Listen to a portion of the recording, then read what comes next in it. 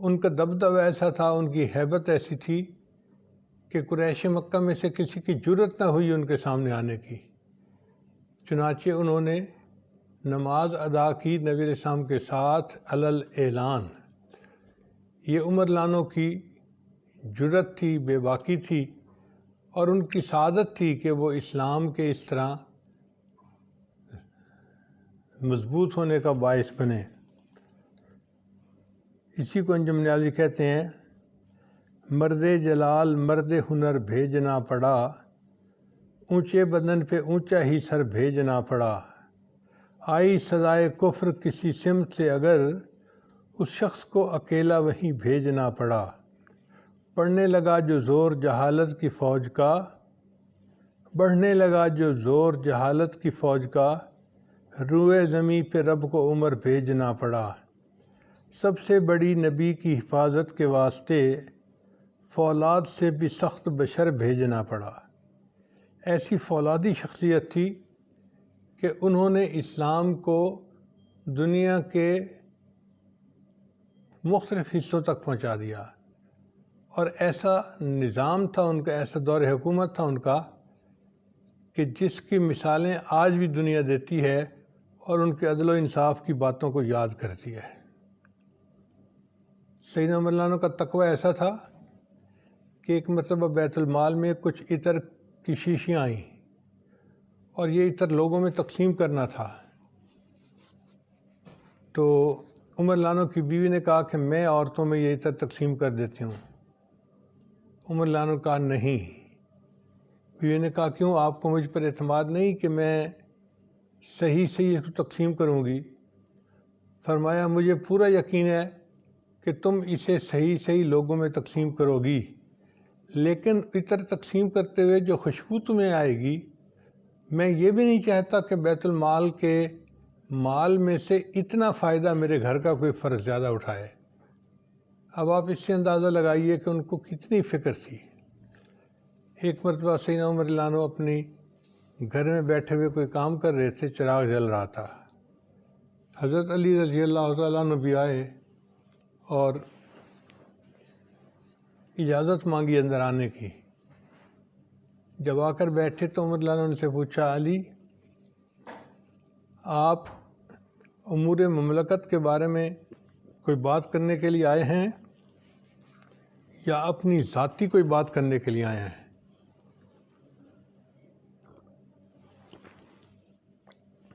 حضرت علی عنہ نے فرمایا کہ بھائی عمر، میں اس وقت اپنی ایک ذاتی بات کرنے کے لیے آیا ہوں۔ عمر عنہ نے پھونک مار کے چراغ کو بجھا دیا، اندھیرا ہو گیا۔ حضرت علی عنہ حیران، عمر مہمان کے آنے پہ چراغ جلایا کرتے ہیں، بجھایا نہیں کرتے۔ تو حضرت عمر عنہ نے جواب دیا، بھائی علی آپ ٹھیک کہتے ہیں، مگر بات یہ ہے کہ مجھے اور آپ کو یہ زیب نہیں دیتا کہ ہم ذاتی گفتگو کرتے رہیں اور بیت المال کے پیسے کا تیل جلتا رہے۔ جن کی امانت دیانت کا یہ حال تھا، وہ نبی علیہ السلام کے دوسرے خلیفہ تھے اس دنیا میں۔ پھر ان کے بعد سیدنا عثمان غنی رضی اللہ تعالیٰ عنہ،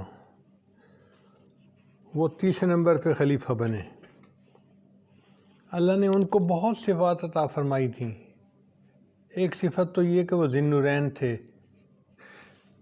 نبی علیہ السلام کی 2 بیٹیوں کے ساتھ یکے بعد دیگرے ان کا نکاح ہوا۔ پوری دنیا کی تاریخ میں کوئی بندہ ایسا نہیں کہ جس کو کسی نبی کی 2 بیٹیوں سے شادی کرنے کا، نکاح کرنے کا موقع میسر ہوا ہو۔ ایسا تو ہوا کہ ایک نبی کی بیٹی سے شادی ہوئی، جیسے حضرت موسیٰ علیہ السلام نے شعیب علیہ السلام کی بیٹی سے شادی کی، نکاح ہوا، مگر 2 بیٹیوں کے ساتھ نکاح اس کی مثال نہیں ملتی۔ یہ سعادت عثمان غنی عنہ کے ہاتھ میں آئی کہ پہلے ایک بیٹی کا نکاح ہوا، پھر ان کی وفات کے بعد نبی علیہ السلام نے دوسری بیٹی سے ان کا نکاح کر دیا، اس لیے ان کو ذی النورین کہتے ہیں۔ اللہ نے ان کو اتنا حیا عطا فرمایا تھا کہ ایک مرتبہ نبی علیہ السلام تشریف فرما تھے، اور آپ کی جو چادر تھی تہبند، وہ پنڈلی سے تھوڑی سی اتری ہوئی تھی،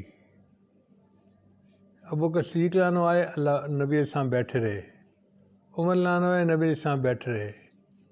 جب عثمان غنی آئے تو نبی علیہ السلام نے اپنے کپڑوں کو سمیٹ لیا، ٹھیک کر لیا۔ تو پوچھنے والوں نے پوچھا کہ پہلے دو کے آنے پر تو آپ نے ایسا نہ کیا، عثمان کے آنے پہ ایسا کیوں کیا؟ نبی علیہ السلام نے فرمایا کہ جس شخص سے اللہ کے فرشتے بھی حیا کرتے ہوں، میں اس سے حیا کیوں نہ کروں؟ سبحان اللہ، کیا ان کی پاکیزہ زندگی تھی، اور کیا ان کے اندر شرم و حیا تھا کہ اللہ کے فرشتے بھی ان سے حیا کرتے تھے۔ ان کو اللہ نے بہت سعادتیں عطا فرمائیں۔ ایک سعادت یہ بھی ہے کہ بیعت رضوان میں جو لوگ شامل تھے ان میں سیدنا عثمان غنی رضی اللہ عنہ بھی شامل تھے، حالانکہ وہ مکہ مکرمہ تھے نبی علیہ السلام کے سفیر بن کر، لیکن جب نبی علیہ السلام نے بیعت لی تو بیعت کے آخر پہ نبی علیہ السلام نے اپنے بائیں ہاتھ کو کہا کہ یہ عثمان کا ہاتھ ہے، اور دایاں ہاتھ اس کے اوپر رکھ کر فرمایا یہ میرا ہاتھ ہے اور میں عثمان سے بیعت لے رہا ہوں۔ اس طرح نبی علیہ السلام نے ان کو بیعت میں شامل فرمایا۔ یہ سعادت کسی دوسرے صحابی کو حاصل نہیں ہوئی۔ چنانچہ انہوں نے قرآن مجید کی کئی جلدیں لکھوائیں اور اس کو مختلف صوبوں کے اندر پہنچایا، اس لیے وہ ناشر القرآن بن گئے۔ اللہ تعالیٰ نے ان کو بہت مال و دولت عطا کی تھی، مگر انہوں نے اپنے مال و دولت کو دین کے لیے استعمال کیا۔ چنانچہ جہاد کے موقع پہ ضرورت تھی، مدد کی تو عثمان غنی عنہ نے کئی 100 اونٹوں کا لدا ہوا قافلہ بھیجا مجاہدین کے سامان کے لیے، تو نبی علیہ السلام بہت خوش ہوئے۔ مسلمانوں کو تنگی ہوتی تھی پانی کے معاملے میں، ایک ہی کنواں تھا اور وہ بھی یہودی کا تھا، اور وہ بہت مہنگا پانی بیچتا تھا۔ عثمان غنی عنہ بزنس مین تھے، اس یہودی کے پاس گئے اور اس کو کہا کہ بھئی میں آپ کا کنواں خریدنا چاہتا ہوں۔ اس نے کہا میں تو نہیں بیچتا، مجھے تو اچھی بھلی انکم ہوتی ہے۔ تو عثمان غنی عنہ بھی جانتے تھے کہ اس یہودی کو ڈیل کیسے کرنا ہے۔ انہوں نے فرمایا دیکھ، قیمت مجھ سے پوری لے لے اور آدھا حق مجھے دے دے، آدھا اپنے پاس رکھ لے۔ یہودی بڑا خوش ہو گیا کہ قیمت پوری مل رہی ہے اور میں آدھا کنویں کا حق بیچوں گا اور آدھا اپنے پاس رکھوں گا۔ چنانچہ اس نے سودا کر لیا۔ اب عثمان غنی عنہ نے اسے کہا کہ دیکھو، اس کا طریقہ کار یہ ہے کہ ایک دن پانی آپ نکالو اور ایک دن پانی میں نکالوں گا۔ چنانچہ ایک دن طے ہو گیا۔ اب یہودی تو پانی بیچتا تھا، عثمان غنی عنہ نے مسلمانوں میں اعلان کروا دیا کہ جو میری باری کا دن ہے، مسلمان جا کر بغیر کسی پیسے کے اس کنویں کا پانی لے سکتے ہیں۔ انہوں کو بغیر پیسے کے پانی ملنا شروع ہو گیا تو آسانی ہو گئی۔ اب ایک دن وہ درمیان میں صبر کر لیتے اور دوسرے دن پانی بھر لیتے۔ نتیجہ یہ نکلا کہ یہودی کی جو باری والا دن تھا کوئی گاہک آتا ہی نہیں تھا۔ تو کچھ عرصہ اسی طرح چلتا رہا۔ کچھ عرصے کے بعد عثمان غنی عنہ سے کہا کہ دیکھو تمہارے باری کے دن تو کوئی گاہک آتا ہی نہیں ہے، اس لیے اب جو بقیہ آدھے پیسے ہیں وہ بھی میں آپ کو دے دیتا ہوں، مجھے پورا حق دے دو۔ یوں آپ نے ڈبل قیمت دے کر کنویں کو خرید لیا اور اس کو مسلمانوں کی ضرورت کے لیے وقف کر دیا۔ یہ سیدنا عثمان غنی عنہ جن کا پیسہ دین کے لیے خرچ ہوتا تھا، مسلمانوں کی فلاح کے لیے خرچ ہوتا تھا، یہ اللہ کے بہت مقبول بندے تھے اور تیسرے نمبر پر خلیفہ تھے۔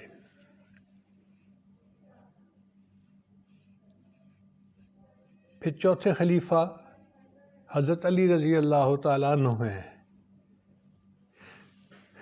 نبی علیہ السلام نے ان کے بارے میں فرمایا انا مدینۃ العلم و علی بابھا، میں علم کا شہر ہوں اور علی اس کا دروازہ ہے۔ تو اللہ نے ان کو ایسا علم عطا کیا تھا، چنانچہ باطنی سلسلوں کو اگر آپ دیکھیں تو 4 سلسلوں میں سے 3 سلسلے حضرت علی رضی اللہ عنہ سے آگے چلے اور ایک سلسلہ نقشبندیہ حضرت ابوبکر صدیق سے آگے چلا۔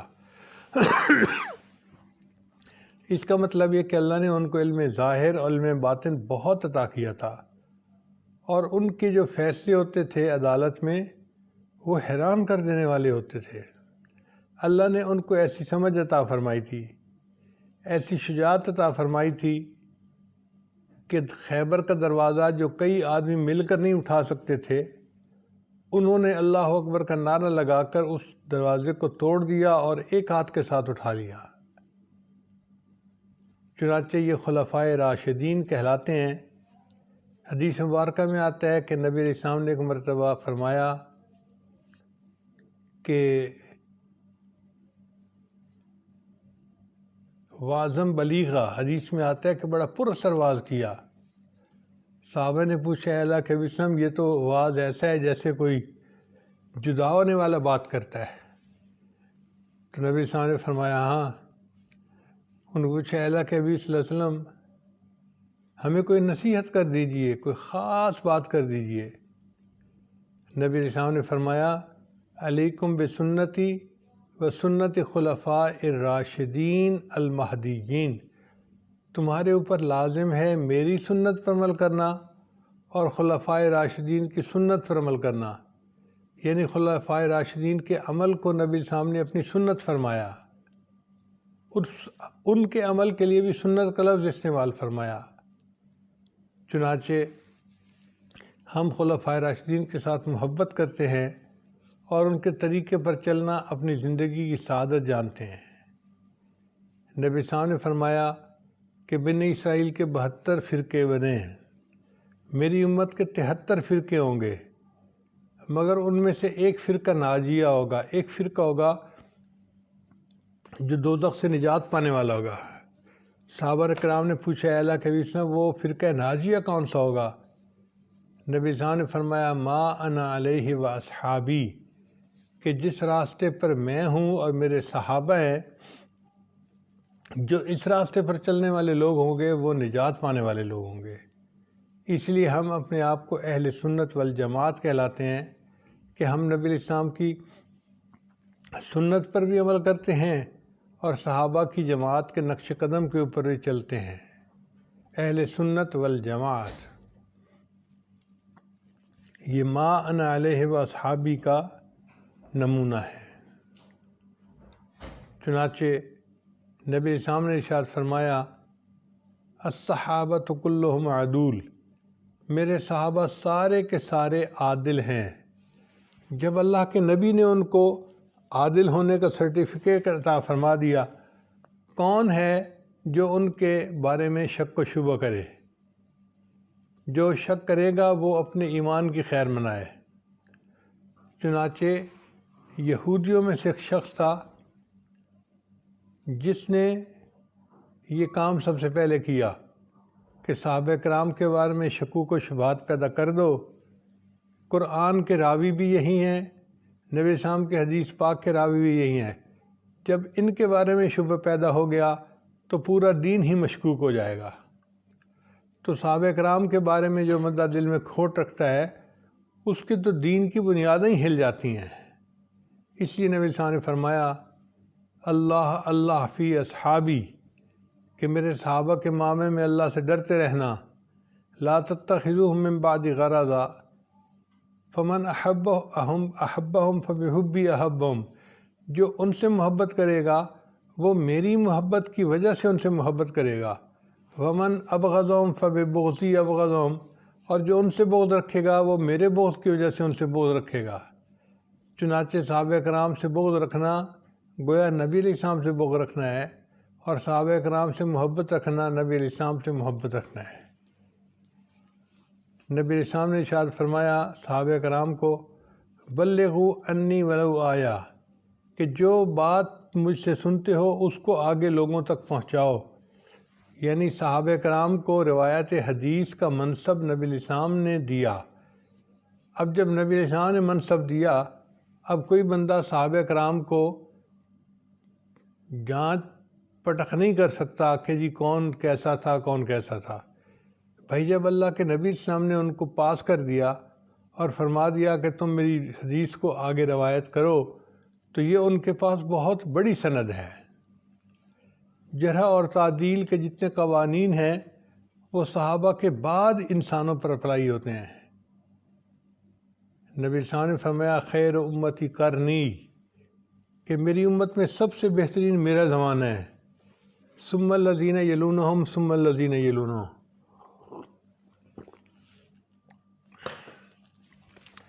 یہ 3 دور ہیں، ان کو کہتے ہیں قرون ثلاثہ مشہود لہا بالخیر، یعنی 3 ایسے دور جن میں خیر کے غالب ہونے کی شہادت اللہ کے نبی علیہ السلام نے عطا فرمائی۔ وہ نبی علیہ السلام کا زمانہ، نبی علیہ السلام کے صحابہ کا زمانہ اور تابعین کا زمانہ، ان 3 زمانوں میں خیر کے غالب ہونے کی گواہی اللہ کے محبوب نے عطا فرمائی۔ اور اللہ کی شان دیکھیں کہ جو خلافت راشدہ ہے وہ کرنی کے لفظ کے اندر موجود ہے۔ اگر چالوں خلفائے راشدین کے ناموں کا آخری حرف لے لیں تو صدیق کا آخری حرف قاف بنے گا، عمر کا آخری حرف را بنے گا، عثمان کا آخری حرف نون بنے گا اور علی کا آخری حرف یا بنے گا، تو یہ لفظ بنے گا کرنی، یعنی کرنی لفظ کے اندر خلافت راشدہ کے ترتیب کا ثبوت ملتا ہے۔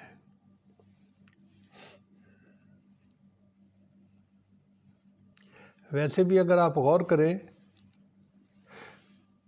تو رشتہ داری میں داماد کا بھی ایک رشتہ ہوتا ہے، مگر سسر کا رشتہ اس سے بڑا ہوتا ہے۔ سسر کا رشتہ باپ کی مانند ہوتا ہے، داماد کا رشتہ بیٹے کی مانند ہوتا ہے۔ تو حضرت عمر لانو اور حضرت ابوبکر صدیق لانو یہ نبی علیہ السلام کے سسر بھی تھے، چونکہ ابوبکر صدیق کی بیٹی سیدہ عائشہ نبی علیہ السلام کی بیوی تھیں، اور عمر لانو کی بیٹی سیدہ حفصہ بھی امہات المومنین میں سے تھیں۔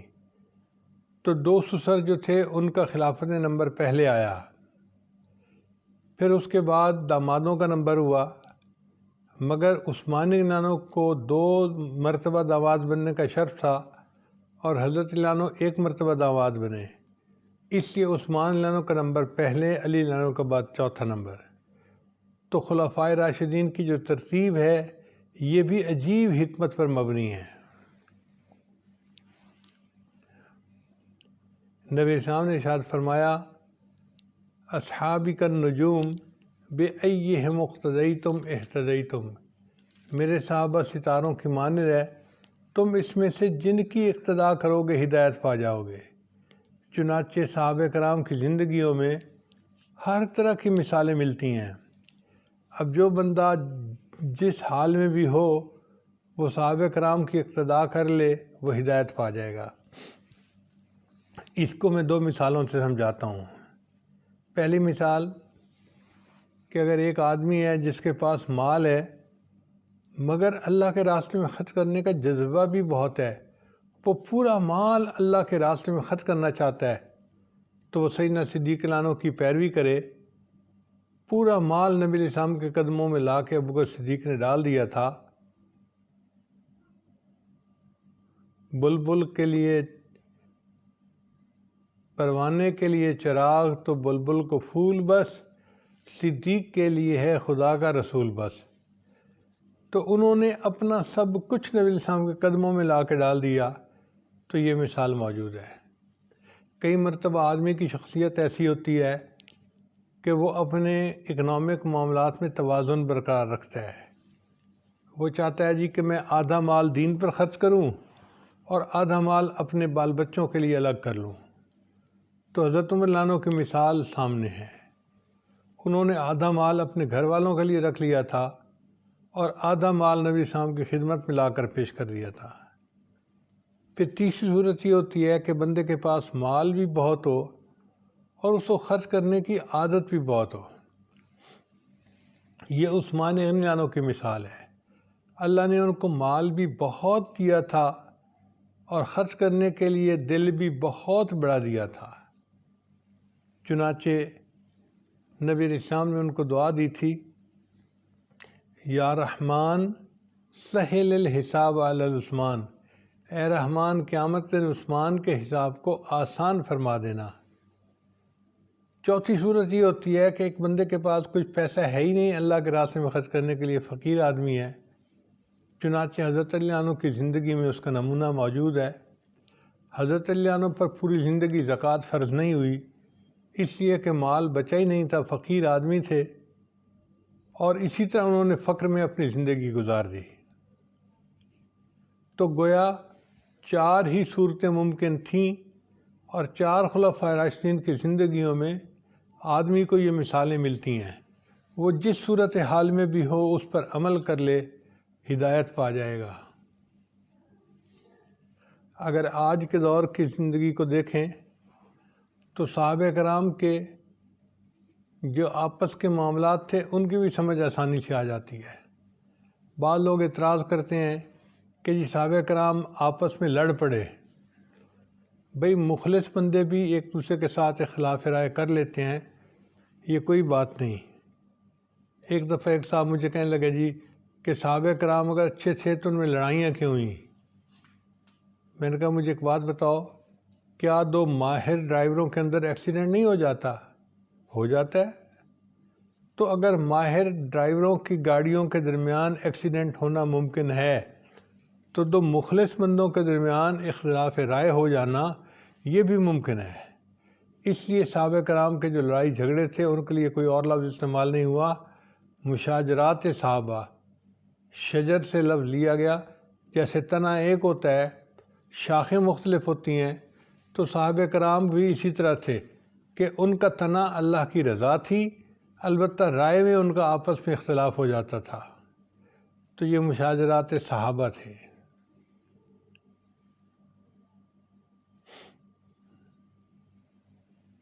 ہمارا یہ عقیدہ ہے کہ صحابہ باہم جنگ بھی کریں تو وہ سعید ہیں۔ وہ اتنے مخلص اللہ کے بندے تھے، اتنے کامل ایمان والے لوگ تھے کہ صحابہ باہم جنگ بھی کریں تو وہ سعید ہیں، ادھر کے بھی شہید ہیں ادھر کے بھی شہید ہیں۔ یہ ایسے کامل ایمان والے لوگ تھے کہ اگر وہ آپس میں لڑ بھی پڑے تو ادھر والے بھی شہید ہوں گے ادھر والے بھی شہید ہوں گے، اپنی خلوص نیت کی وجہ سے، اپنے کامل ایمان کی وجہ سے۔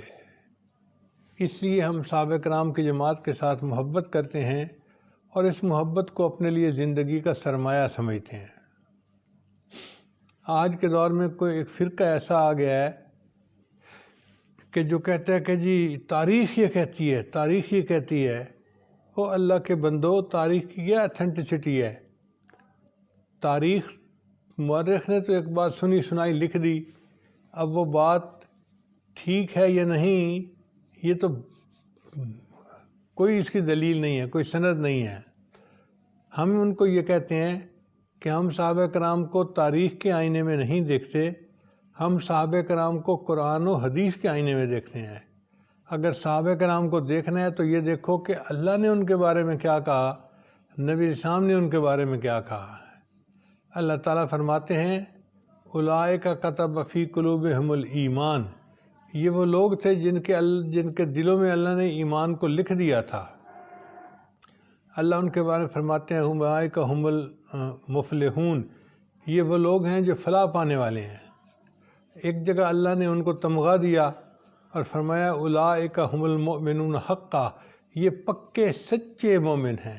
سبحان اللہ، ایسے پیارے الفاظ ہیں کہ اگر ہمیں کوئی کہہ دے کہ تو پکا مومن ہے تو میں اسی لمحے مرنے کے لیے تیار ہوں۔ اللہ نے قرآن مجید میں ان صحابہ کے بارے میں فرما دیا اولئک ھم المؤمنون حقا، اب اس سے بڑا تمغہ ان کو کیا چاہیے؟ پھر 10 حضرات ایسے تھے کہ جن کے بارے میں نبی سامنے نام لے کر فرمایا ابو بکر فی الجنہ، عمر فی الجنہ، عثمان فی الجنہ، علی فی الجنہ۔ تو یہ 10 صحابہ تھے جن کو عشرہ مبشرہ کہا جاتا ہے، اور باقی صحابہ کے بارے میں اللہ فرماتے ہیں رضی اللہ عنہم ورضوا عنہ، وہ اللہ سے راضی ہو گئے، اللہ ان سے راضی ہو گئے۔ اب جن کے ساتھ راضی ہونے کی بشارتیں قرآن دے رہا ہے وہ کیسے خوش نصیب حضرات ہیں۔ رہ گئی بات تاریخ کی، تو تاریخ کی حقیقت بھی سن لیجئے کہ کربلا کے اندر جو واقعات پیش آئے ان کی روایت کرنے والا کوئی مومن نہیں تھا۔ مومن سے مراد سیدنا حسین رضی اللہ عنہ کے قافلے کا بندہ کوئی نہیں تھا، جتنے مرد تھے وہ سارے کے سارے شہید ہو گئے، اور پیچھے مستورات بچیں جو خیمے میں تھیں، اور ایک زین العابدین رحمۃ اللہ علیہ جو اس وقت بیمار تھے، وہ خیمے کے اندر تھے، وہ لڑکے تھے۔ اب آپ بتائیے کہ جو خیمے کے اندر عورتیں ہیں، ان کو کیا پتہ کہ باہر کیا ہو رہا ہے؟ ہزاروں کے مجمع کے اندر اگر دو بندے لڑ بھی رہے ہوں تو دور بیٹھی عورت کو کیا پتہ چلے کہ کیا ہو رہا ہے؟ اور زین العابدین تو بیمار تھے تو وہ بھی روایت نہیں کر سکتے۔ اس کا مطلب یہ کہ سیدنا حسین لانو کے قافلے کے جو لوگ تھے، ان میں اس کی کربلا کی کیفیات کو بتانے والا کوئی بھی نہیں تھا۔ اب یہ جو اتنی تفصیلات تاریخ کے اندر لکھی ہوئی ہیں کہ یہ ہوا، یہ ہوا، یہ ہوا، اس کا مطلب ہے وہ سارے کے سارے راوی یزید کے فوجی تھے جنہوں نے روایات کی۔ تو اگر تاریخ ایسی باتوں پر مبنی ہے تو ہم اس کو اٹھا کر ردی کے ٹوکرے میں کیوں نہ پھینک دیں؟ ہم اس کو کوئی حیثیت نہیں دیتے۔ ہم قرآن و حدیث کے آئینے میں صحابہ کو دیکھتے ہیں اور ان کے ساتھ محبت کرتے ہیں۔ تاریخ کی ایک اور بات بھی سن لیجئے۔ سیدنا عثمان غنی لانو کے زمانے میں صحابہ کرام کے لشکر افریقہ کے اندر سے ہوتا ہوا آگے گیا۔ افریقہ میں ایک قوم تھی، اس کا نام تھا بربر۔ وہ بڑی جنگجو قوم تھی، چنانچہ وہ ہتھیار ڈالتے۔ جب مسلمان وہاں سے آگے اگلے منزل کے لیے نکلتے تو یہ پیچھے سے پھر یعنی نافرمانی کرتے اور مسلمانوں سے لڑائی شروع کر دیتے، ایک دفعہ، دو دفعہ، تین دفعہ۔ جب بار بار ایسا ہوا تو عثمان غنی لانو بڑے پریشان ہوئے کہ اس کا کوئی مستقل سد باب کرنا چاہیے۔ چنانچہ انہوں نے ایک صحابی کو بھیجا کہ آپ جائیں اور اس کا جو اصل سورس آف نویسنس ہے نا، اس کو ختم کریں۔ چنانچہ وہ صحابی آئے تو انہوں نے محسوس کیا کہ قبیلے کے باقی لوگ تو ٹھیک ہیں، ایک شخص جو سردار تھا نا، وہ بڑا ہی شرارتی بندہ تھا، وہ لوگوں کو اکساتا تھا اور دوبارہ ان سے نافرمانی کروا دیتا تھا۔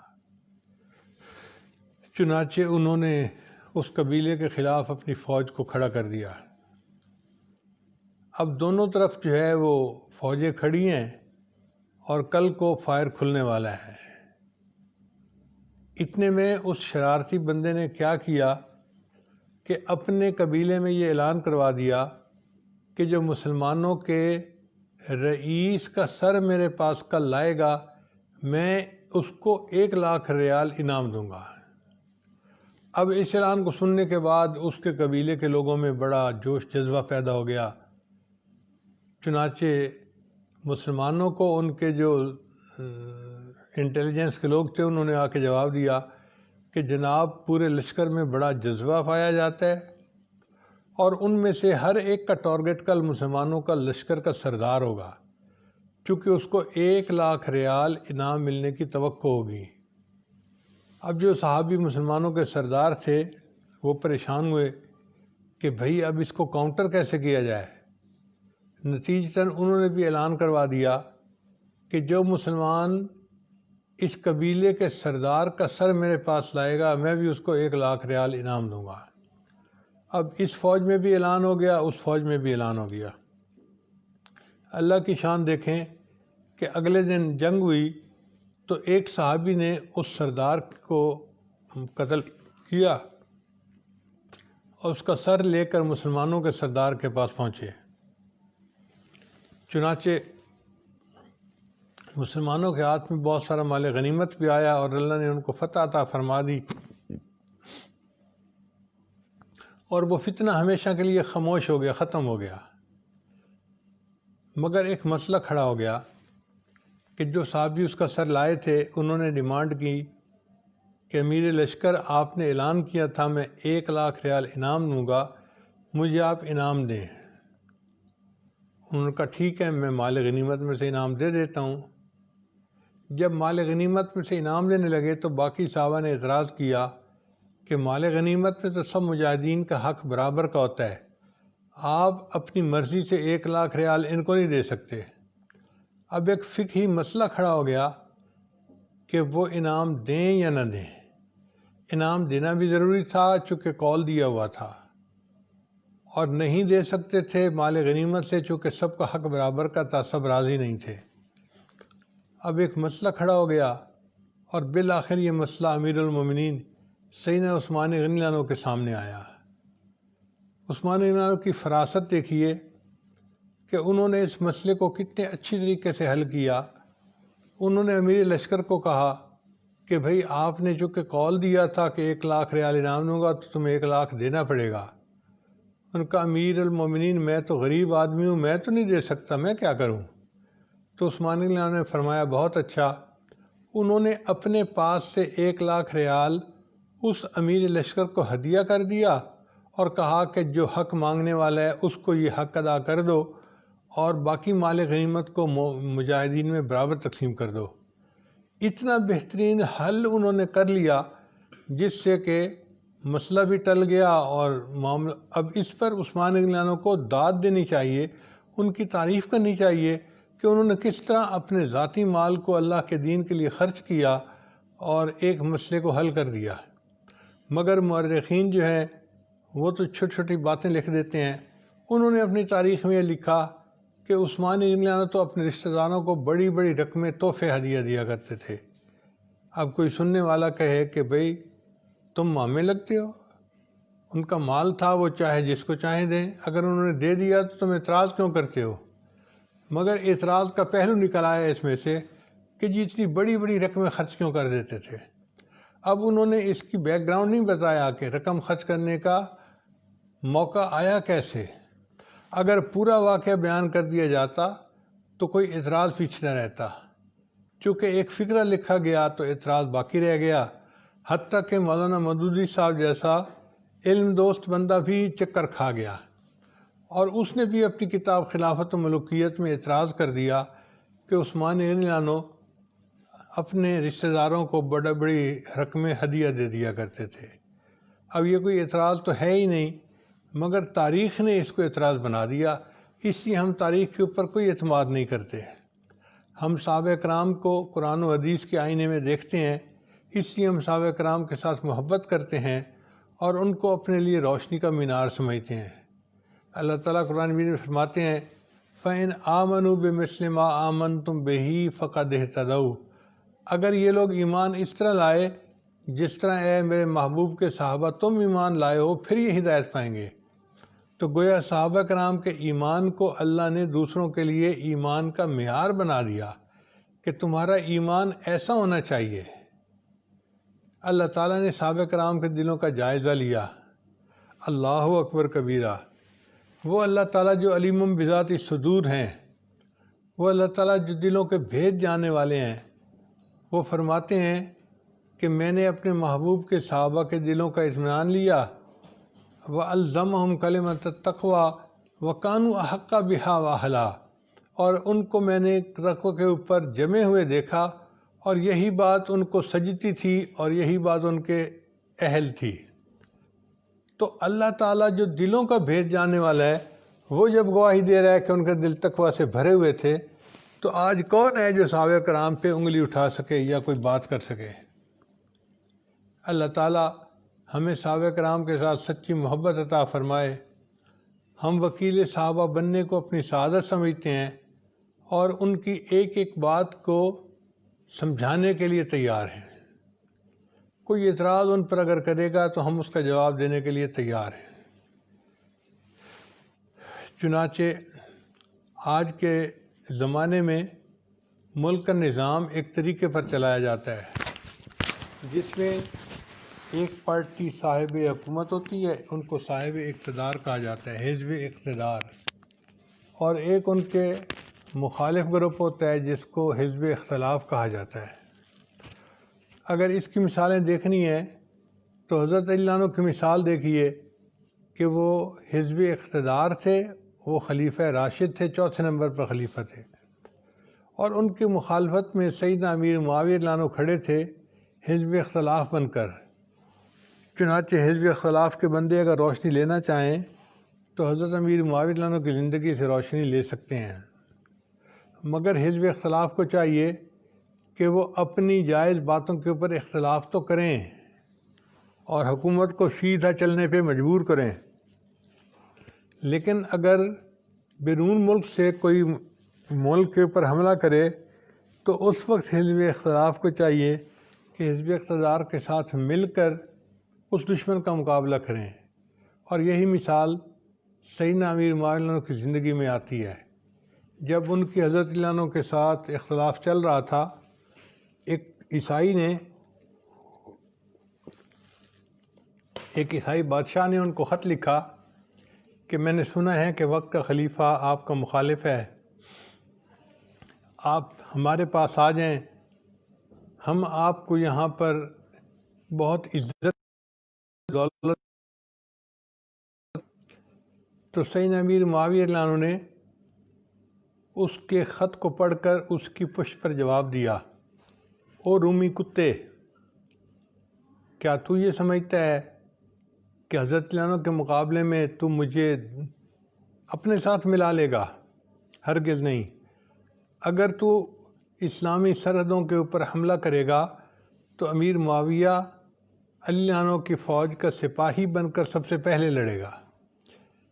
رہتی دنیا میں ایک مثال قائم کر دی کہ کس طرح حزب اختلاف والے ایسی آفتیں پڑھنے کے اوپر حزب اقتدار کے ساتھ مل کر مقابلہ کرتے ہیں اور بنیان مرصوص بن جاتے ہیں۔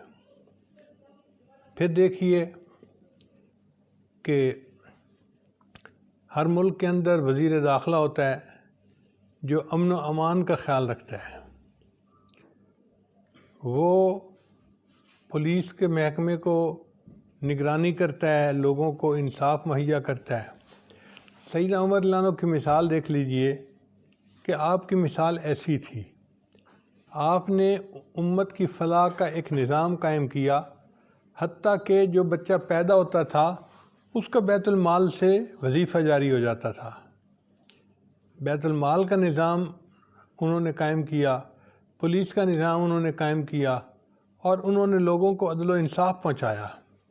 اتنا سستا انصاف تھا کہ عمر رضی اللہ عنہ کے دور میں ہر بندہ انصاف پاتا تھا اور انصاف ہوتا نظر بھی آتا تھا۔ پھر ایک ہوتا ہے وزیر خارجہ۔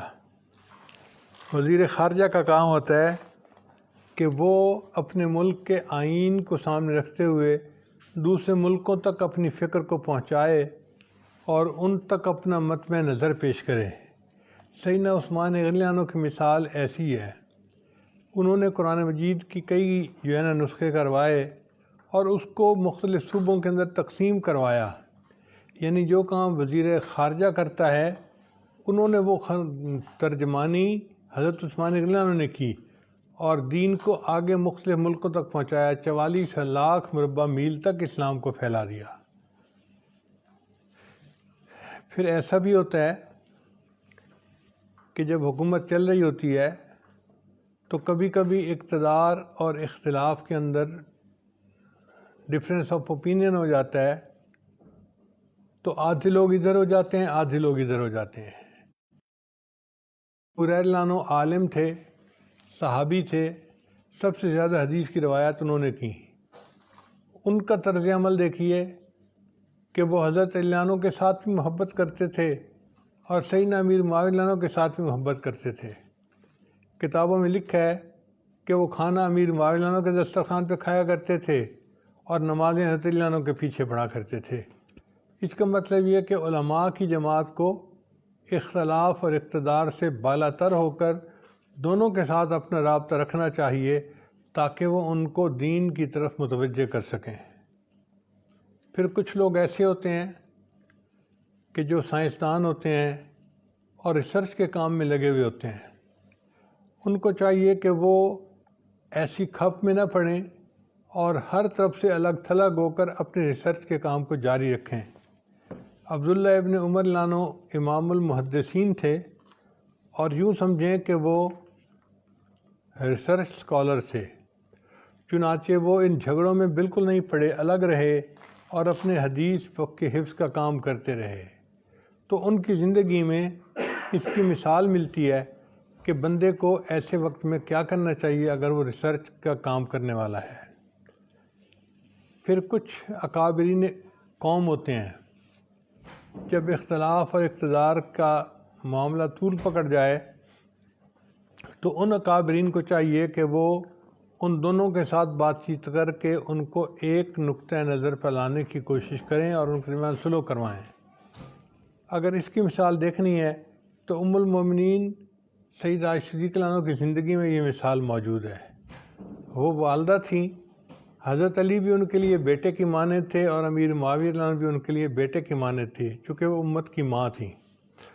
چنانچہ جب دونوں بیٹوں کے درمیان اختلاف رائے ہو گیا تو سیدتنا فاطمہ رضی اللہ تعالیٰ عنہا وہ آئیں اور انہوں نے دونوں کے ساتھ بات چیت کر کے ان دونوں کو سمجھانے کی کوشش کی۔ تو اکابرین قوم کو ایسے ہی کرنا چاہیے جو سیدہ عائشہ صدیقہ رضی اللہ تعالیٰ عنہا نے کیا۔ ان کی زندگی میں ان اکابرین کو اپنے لیے روشنی جو ہے اس کی روشنی کی شمع نمودار ہوتی نظر آتی ہے۔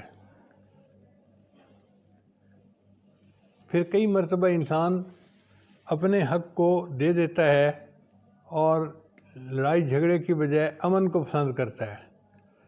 اگر اس مثال کو دیکھنا ہو تو سیدنا حسن رضی اللہ عنہ کی زندگی کو دیکھیں کہ انہوں نے حضرت امیر معاویہ رضی اللہ عنہ سے لڑنے کی بجائے خلافت ان کے سپرد کر دی۔ تو اپنا حق قربان کر کے امن کو ترجیح دے دینا، اس کے لیے سیدنا حسن رضی اللہ عنہ کی زندگی کی مثال ہمارے سامنے موجود ہے۔ اور کئی مرتبہ انسان اپنے موقف پہ ڈٹ جاتا ہے اور جو مرضی ہو جائے وہ اپنے موقف سے پیچھے نہیں ہٹتا، وہ پہاڑ بن جاتا ہے۔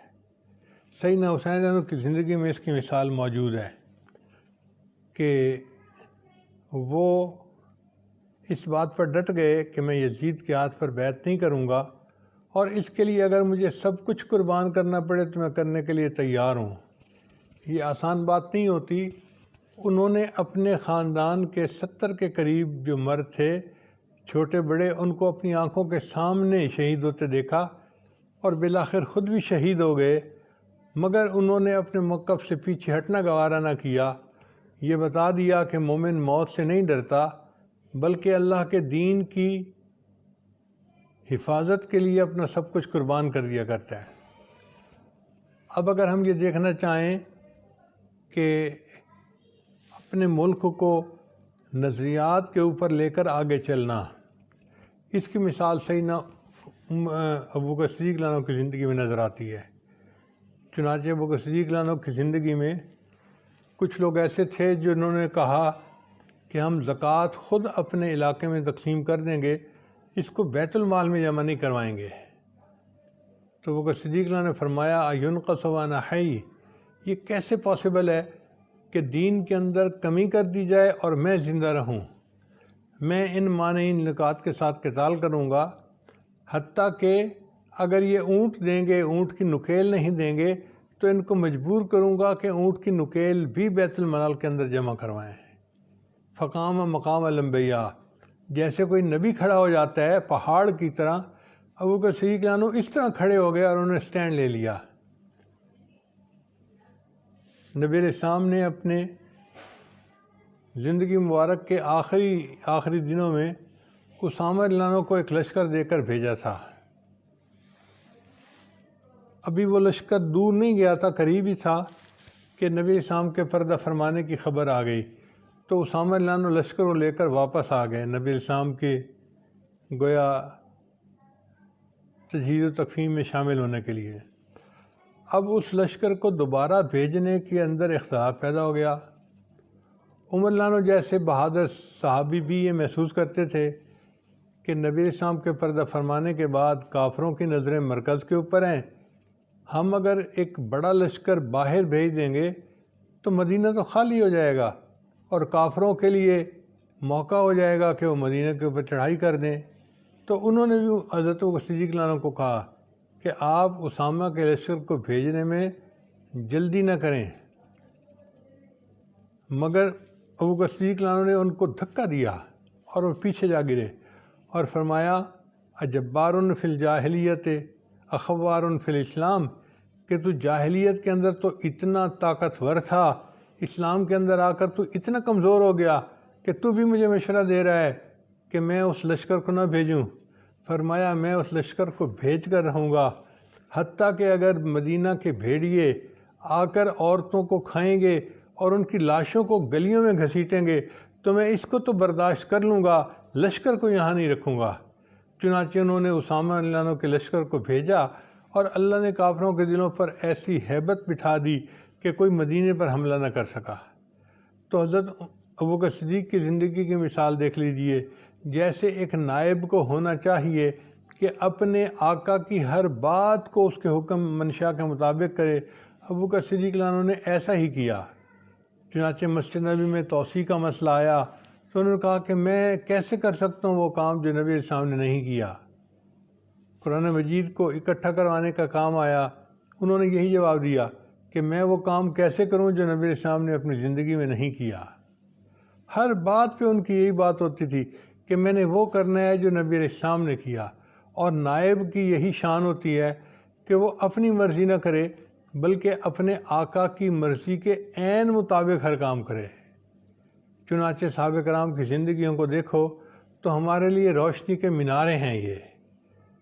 امام محمد رحمۃ اللہ فرمایا کرتے تھے، اللہ تعالیٰ صحابہ کرام کو جزائے خیر عطا فرمائے، اگر ان کے مشاجرات نہ ہوتے تو ہمیں پتہ ہی نہیں چلتا کہ لڑائی جھگڑے کے دور میں دین پر عمل کیسے کرنا چاہیے۔ یہ صحابہ کی زندگیوں میں ہمیں نشانیاں نظر آتی ہیں۔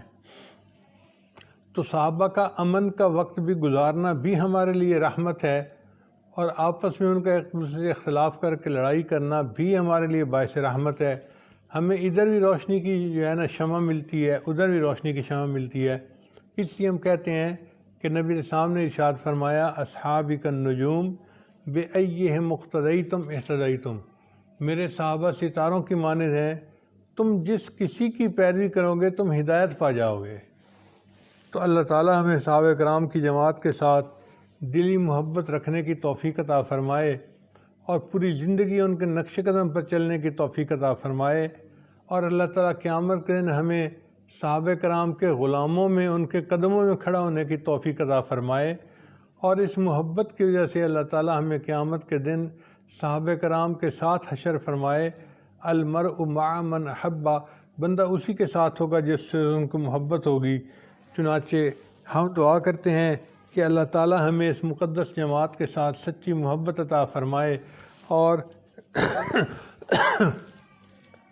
یہ اللہ کے مقبول بندوں کی جماعت تھی، نبی علیہ الصلوۃ والسلام کے مقبول شاگردوں کی جماعت تھی۔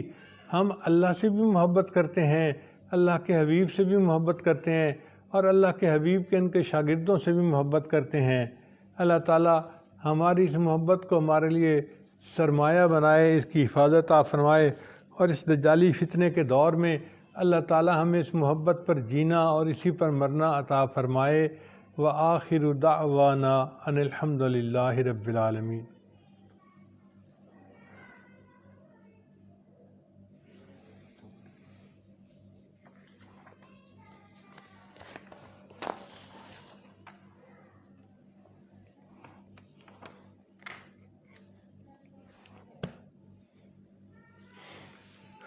دعا سے پہلے توبہ کے کلمات پڑھ لیتے ہیں۔ یہ کلمات سچے دل کے ساتھ پیچھے پیچھے پڑھتے جائیے۔ پڑھیے، بسم اللہ الرحمن الرحیم۔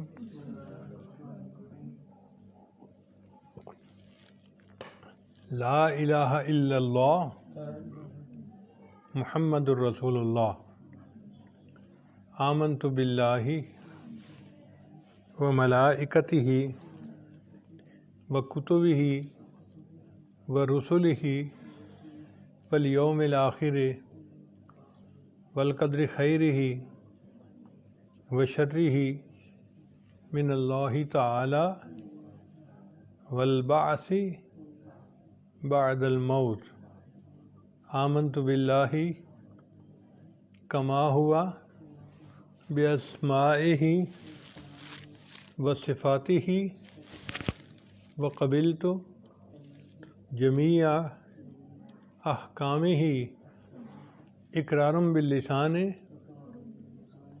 وتصدیق بالقلب، اشہد ان لا الہ الا اللہ واشہد ان محمدً عبدہ ورسولہ استغفر اللہ ربی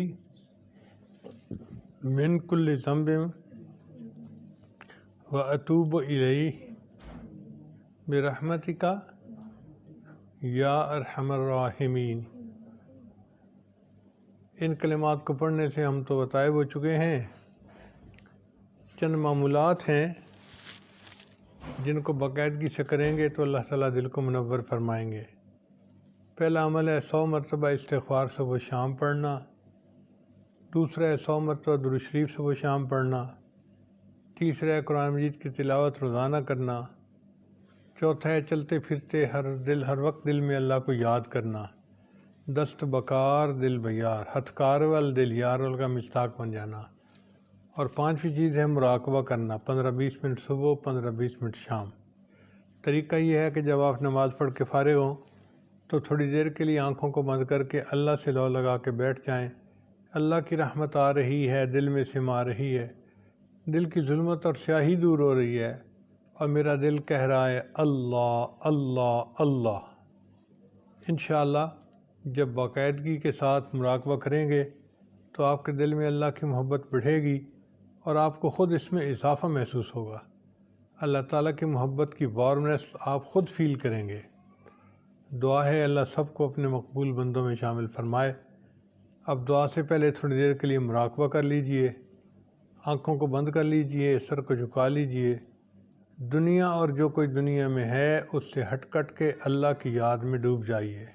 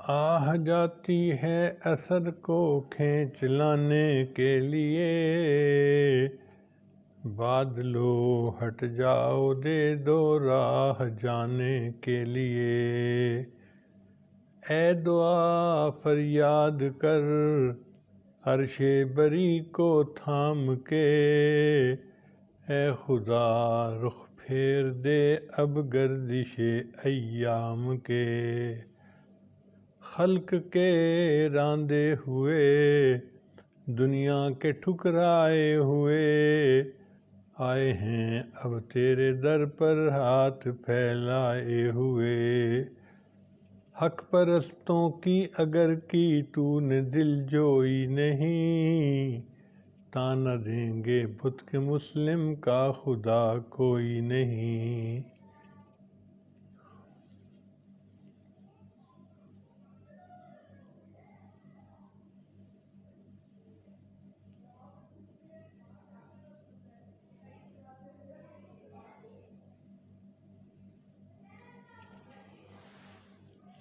خار ہیں بدکار ہیں ڈوبے ہوئے ذلت میں ہیں، جو بھی ہیں آقا تیرے محبوب کی امت سے ہیں، رحم کر اپنے نہ آئینے کرم کو بھول جا، ہم تجھے بھولے ہیں لیکن تو نہ ہم کو بھول جا۔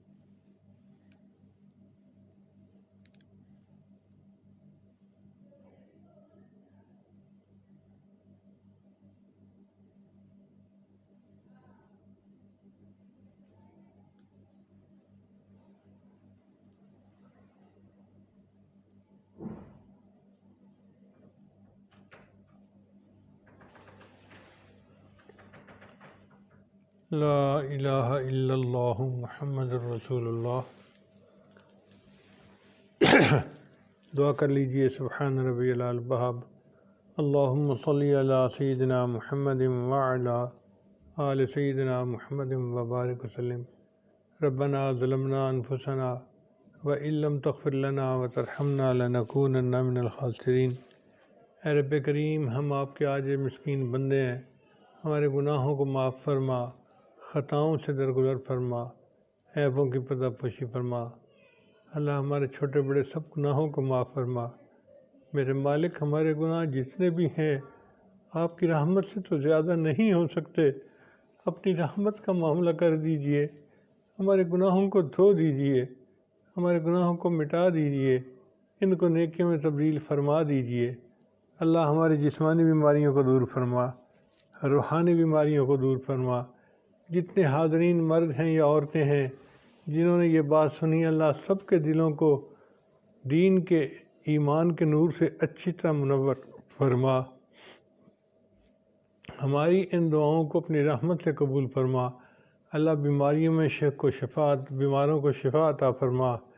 پریشان حالوں کو اللہ پریشانی سے محفوظ فرما۔ اے اللہ، جو شادی کی عمر کو پہنچ چکے، ابھی نکاح نہیں ہوا، شادی نہیں ہوئی، اللہ ان کو نیک دیندار زندگی کا ساتھی نصیب فرما۔ جو رکاوٹیں ہیں اللہ ان رکاوٹوں کو دور فرما۔ پروردگار عالم، ہماری ان دعاؤں کو اپنی رحمت سے قبول فرما۔ مدارس عربیہ کی حفاظت فرما، دعوت و تبلیغ کے کام کی حفاظت فرما، جہاں اللہ لاؤتیہ ان خانقاہوں کی حفاظت فرما، اقامت دین کی کوششوں کی حفاظت فرما۔ اے اللہ، عمرے پہ جانا آسان فرما، اور اس راستے میں جتنی رکاوٹیں ہیں اپنی رحمت سے ان کو دور فرما۔ پروردگار عالم، ہم پر رحمت کی نظر فرما۔ اے اللہ، اس مسکین کے پاس تو دینے کے لیے دعائیں ہیں، مگر آپ کے پاس تو دینے کے لیے خزانے موجود ہیں۔ اللہ، خزانوں کے دروازے کھول دیجئے اور سب دعا مانگنے والوں کی جھولیاں بھر دیجئے، سب کی مرادیں پوری کر دیجئے۔ میرے مولا، ہم نے تو اپنی اوقات کے بقدر مانگا، تو ہمیں اپنی شان کے بقدر عطا فرما۔ صلی اللہ تعالیٰ علی حبیبہ سیدنا محمد وآلہ وأصحابہ اجمعین برحمتک یا ارحم الراحمین۔